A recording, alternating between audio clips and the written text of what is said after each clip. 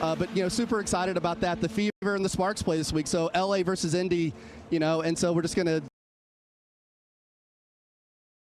we'll find some place to win, as you say. So Dan, you've got obviously 3 great drivers on the IndyCar side, and Ericsson, Herta, and Kirkwood, but you've also got 2 really strong drivers you're developing in Indy Next right now. You got Dennis Hauger, who's been dominating this season, but he's got Lockie Hughes, his teammate, right on his heels as well. I mean, how cool is it knowing you've got this stable of young drivers and young talent already on the rise? It's super cool the way the Indy Next team, the Andretti Indy Next team has developed drivers. Louis Foster is a product of our system. And, it makes me look at Dennis a different way. It's like we're celebrating its success, but I don't want to create a monster that we have to compete with next year. So we've got to find a way to keep these guys in our system. They're doing fantastic, and can't wait to see Lockie and Dennis battle it out. What's next, Dan? We've got to go to break quickly, but very...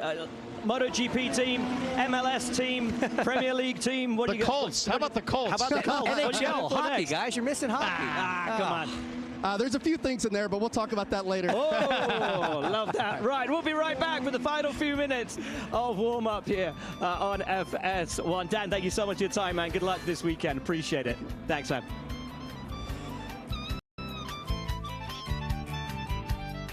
Wow. This Charmin Ultra Soft Smooth Tear has wavy edges that tear so much better. I'm starting to get tearied away. Designed with smooth tear edges, Charmin Ultra Soft Smooth Tear has wavy perforations that tear so much better for a smooth, more enjoyable go. Plus, it has more cushiony softness than ordinary squares. Try Charmin Ultra Soft Smooth Tear, voted #1 product of the year. There are many ways to dress your McDonald's hot, crispy fries. But which is best? Is it with ketchup? Sweet and sour? Dare I say, au natural? Ba-da-ba-ba-ba. When investing leads to questions, JP Morgan Wealth Management has powerful tools, research from expert analysts, and a single view of your banking and investing accounts right in the Chase mobile app. When you want to take control of your financial future, the answer is JP Morgan Wealth Management. The U.S. faces North America's best, looking to prove they belong on the world's biggest stage. The road to 2026 starts now. What a goal! The Gold Cup on Fox.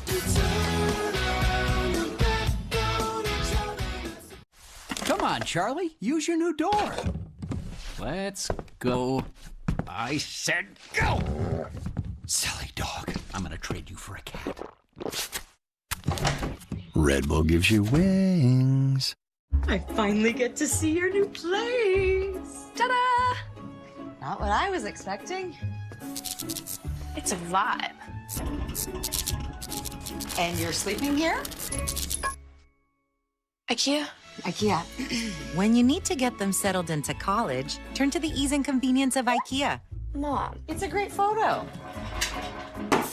Shop online and choose from thousands of pickup options or delivery at IKEA-USA.com. We're back at Road America, still 86 degrees out, and the temperature rising. We're expecting it to top 90 for the race this afternoon. Cars out on track. Felix Rosenquist, your fastest man at the moment from Scott Dixon. And guys, Scott Dixon starts 25th on the grid for this race. Here's a fun stat. He's started 25th or lower only 4 times in 25 years of his career. 2 of those this season. That's a weird stat. That's a weird thing to think about, that in 411 starts in IndyCar, it's only been a few times that he's been that far down. Now, I'm going to throw out a little bit of a caveat here. You're saying 25th or worse. We haven't had more than 25 cars that often in his 20-plus year career in IndyCar. Fair. I just got to throw that out there because I feel like that's doing our man a slight disservice, not giving the full facts. But still, I mean, look, and here, what's crazy about it is Scott Dixon's not even known as a qualifying ace. Yeah. But if you look at his career stats, I think his average qualifying over his career is something like 7.7 or something insane like that. So even for a guy that's not known for being the quick, the willpower, I mean, he is still always right there. And we're not questioning his pace. He's still well up in the championship. You know, could even factor in today and was going to transfer anyway through qualifying if it wasn't for that penalty. Jack's joined us. Hey, Hollywood. Good morning. How You guys mate? keep throwing me off with all these nicknames. What's going on up here? Oh my goodness! Sweating. It's He's sweating or my receding hairline? No, it's hot. Throwing shade at me? Is that I could think so. is that the product melting out of your hair? It might be. How are you going to survive a day on pit lane in this IndyCar race today? Man, you would think that driving the car's harder, but I feel like I'm sweating more now. I agree. I'm hustling, man. I'm trying to get good info out there. Mate, back in the day when I used to run pit lane in IndyCar, they made us wear fire suits. I'm glad that Fox are not making us do that. Now, you just came from pit lane. Do you have any indication right now what's going on with the soft tire? Because I'm guessing guys are in the 8 to 10 laps at this point now on the softs, and just wonder how they're hanging on. They seem to be hanging on better than what most people, at least at Road America, and what has traditionally been a very black-dominated hard tire race. The Reds are hanging on, and I don't know whether it's to do with this track temperature, which is very unusual. I mean, this is the warmest I've ever been at Road America by far. But And James, one of the crazy things about that, as you know, is if it turns out that, hey, red tires are preferred, now everybody's like, oh, wait, we already used all of our reds, most of them at least in qualifying, and we leaned on them hard, so you can't get those back. And if you got to use those in the race, that could put you in a hole. Yeah, there's going to be some drivers struggling with that as we see Charles Schwartzman around. Is that Don't 14? tell me that's 14. I think that's 14, mate. Guys, here's the thing. We're sitting here. Yeah, it is. We're sitting here just a little bit up the track from there, and that's just a simple went a bit wide, got that tank slapper, went around. But even sitting up here again, just up the track from there is that pretty sizable wind. That's kind of that. It'll be a tailwind into 14. I think that's partly what was catching guys out yesterday. It could be a factor again today in the race. We've already seen 3 incidents down here in turn 14. Guys, last year we saw drivers having to be really careful on their softs when they went out on the stint, not push too hard. I remember Scott Dixon's tire.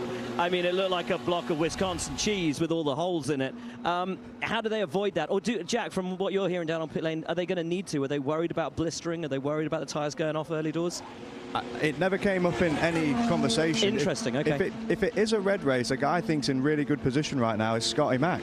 He's got 2 sets of that soft tire ready to go, brand new.